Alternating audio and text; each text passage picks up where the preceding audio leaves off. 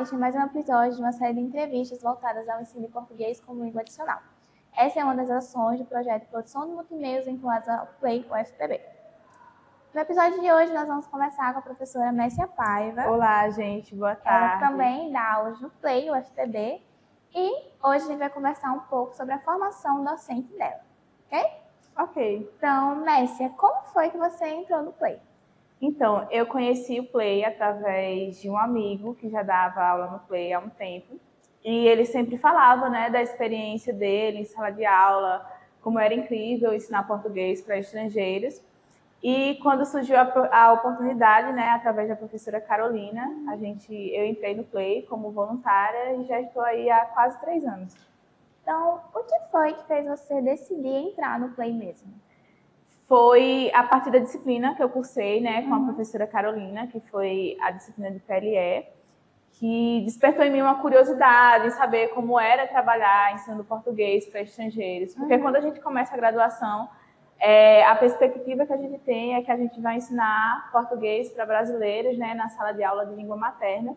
E saber que existia essa possibilidade de ensinar português para estrangeiros abriu, assim, novos horizontes.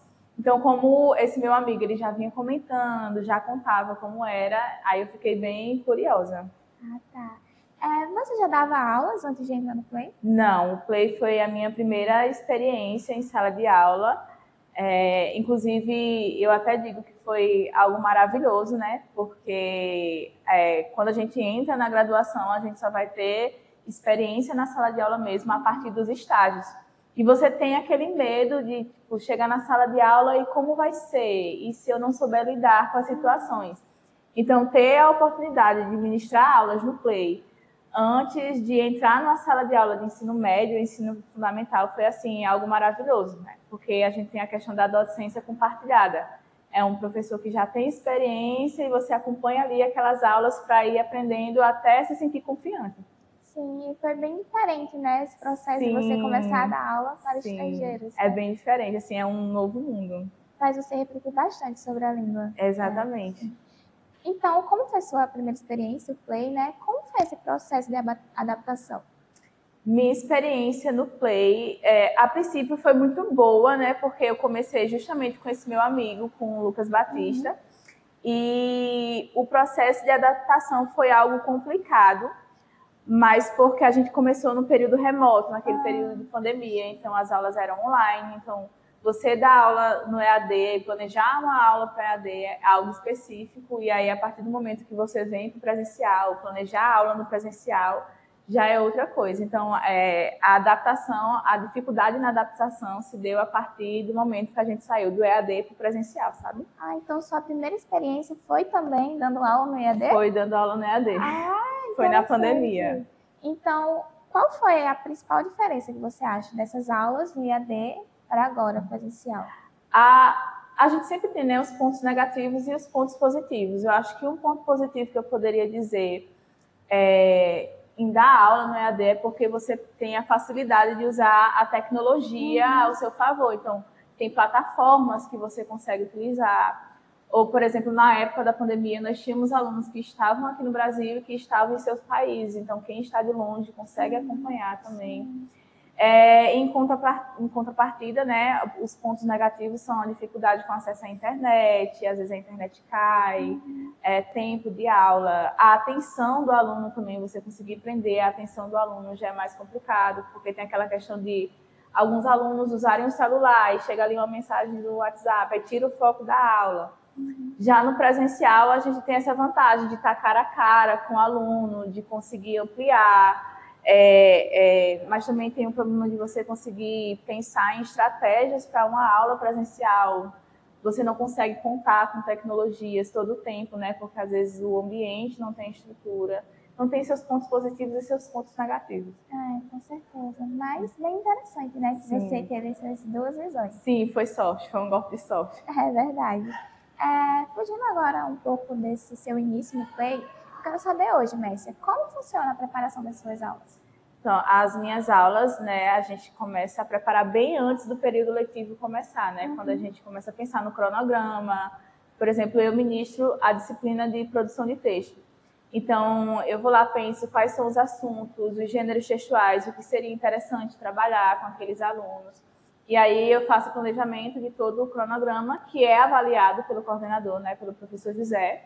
E aí, ao longo do período letivo, a gente vai fazendo os planos de aula que também passam por essa avaliação. E se for necessário mudar algo no cronograma, por uma necessidade da turma ou porque eu vejo que algo não vai dar certo, a gente vai fazendo essa mudança, mas é sempre com a supervisão do professor José e da professora Mariana e Carol.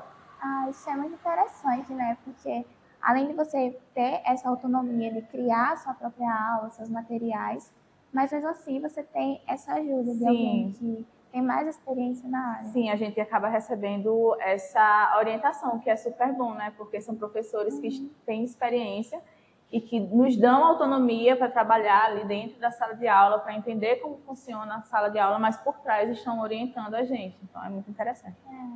Você também já deu aulas no ISF, não é isso? Sim, dei aulas no ISF. Você achei interessante, porque você disse que teve essa experiência na pandemia, com aulas online, depois presencial, e depois você teve que voltar novamente para o IAD. Como foi isso, Messi? Olha, a princípio foi uma experiência que me assustou um pouco, né? Porque as ofertas de ISF, elas são ofertas online. Então, pensar naquele momento, todas as dificuldades, o problema com a internet, planejar a aula. Mas quando eu dei a primeira aula, assim, foi muito tranquilo, sabe? Era uma experiência que eu já tinha, então eu já contava com isso.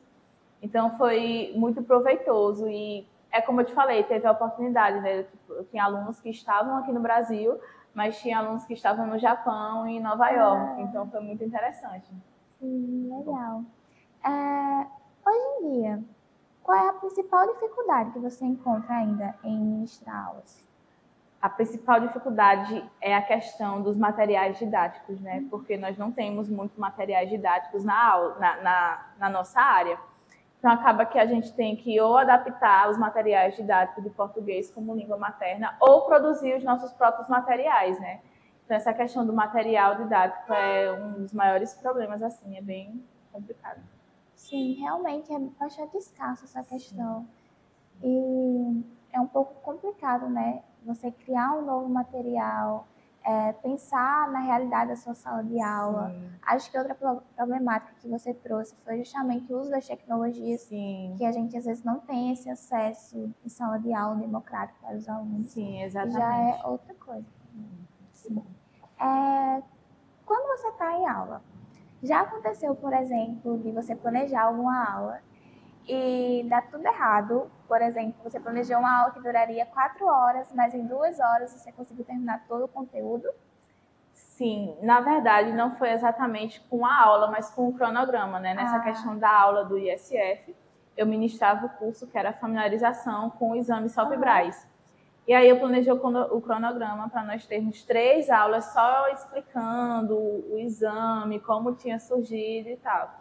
E aí aconteceu que na primeira aula os alunos já sabiam bastante, então eu tive que adiantar 3 aulas do meu cronograma. Então, assim, fugiu dos planos, né? E a questão do cronograma e do plano de aula é bem isso, né? A gente planeja, mas não significa que vai sair exatamente como a gente planejou ali no papel.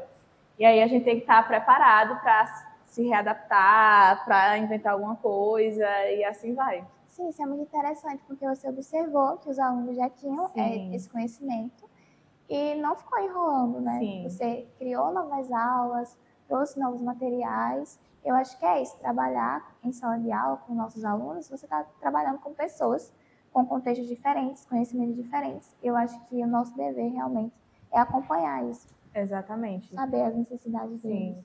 Sim. Mas eu acho que é muito interessante isso que você está falando também, porque além de, às vezes, você perceber que tal conteúdo, que duraria, por exemplo, 3 aulas, você vai conseguir dar em apenas uma, mas também acontece que algum assunto muito específico, que às vezes não era nenhum assunto principal, né, da aula, render bastante. Mais de uma aula ou uma aula inteira, eu acho que isso acontece também. Acontece bastante, principalmente com os alunos do PEC-G, né, que são 2 públicos diferentes, né, ISF e os alunos PEC-G. E já aconteceu muito no PEC-G, inclusive, a gente planejar aula, trazer um assunto que era para durar um momento da aula e ali se estender e a gente, né? São essas surpresas da sala de aula, a gente sempre tem que estar preparado, tanto para os alunos não interagirem tanto com determinado conteúdo, quanto eles interagirem, super participar, discutirem entre eles, e eu acho que isso é muito importante, sabe? Dar esse espaço de discussão para os alunos também dentro da sala de aula. É um momento muito rico mesmo, Sim. né? É muito proveitoso também. Pensando agora novamente da Messi que entrou no Play, qual dica você gostaria de ter recebido nessa época, que te ajudaria muito hoje? Assim que eu entrei no Play, eu gostaria de ter recebido, eu gostaria que alguém tivesse me dito, né, que para não me cobrar tanto na questão do plano de aula, né, porque logo quando eu entrei eu colocava na minha cabeça que eu tinha que seguir à risca o que estava ali, porque tinha sido aquilo que eu tinha planejado. E nós, como professores, nós temos que entender que dentro da sala de aula não somos só nós temos alunos, né, que têm trajetórias, que são indivíduos. Então, não é porque eu planejei que vai sair exatamente do jeito que está ali. E, a princípio, eu me cobrava bastante, ficava bem chateada. Mesmo que a aula tivesse sido boa, né, se não saiu do jeito que estava no plano, eu me cobrava. E hoje em dia eu vejo isso como algo muito proveitoso, né, que nem tudo é aquilo que está dentro do papel. Sim, saber, né? Porque às vezes, como a gente falou, alguns assuntos vão render, outros não. Sim. No momento da aula pode surgir alguma temática Sim. e é necessário falar, porque é um trabalho com pessoas, Sim, né? Exatamente. Então, temos a teoria, o que nós escrevemos, e a prática, que é totalmente diferente. Exatamente, é aquela questão, né, que... E isso conta como uma experiência muito boa do Play também, né, que dentro da sala de aula, na graduação, a gente vê muita teoria e está até a oportunidade de participar do Play ter aula, a gente consegue colocar na prática e ver que nem sempre a teoria funciona. Sim. Claro, a teoria é algo ótimo, contribui bastante, ajuda bastante, mas nem sempre as coisas vão sair do jeito que a gente aprendeu na teoria, sabe? Ter a oportunidade de dar aulas no Play é muito bom por causa disso. Acho que abre um novo horizonte. Exatamente. De ideias e percepções, até sobre a nossa própria língua, né? Isso, exatamente. Quando a gente ensina a nossa língua materna para o estrangeiro, muitas coisas a gente começa a refletir. Nunca tinha pensado. Exatamente. Isso é muito louco, com certeza. Então agora, Messia, eu quero que você dê uma dica para alguém que está nos assistindo e esteja interessado em entrar na área de PLA.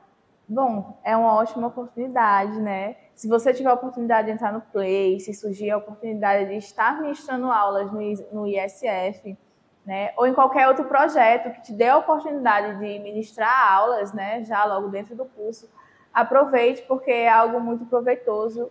E dar aula para estrangeiros abre novos horizontes, você aprende a trabalhar com diferentes culturas, ao mesmo tempo que você está ensinando, você está aprendendo, e você chega mais preparado dentro de uma sala de aula para ensinar o português como língua materna. Então foi isso, Messia. Muito obrigada. Obrigada, Foi Liv. muito bom conversar com você. Eu que agradeço.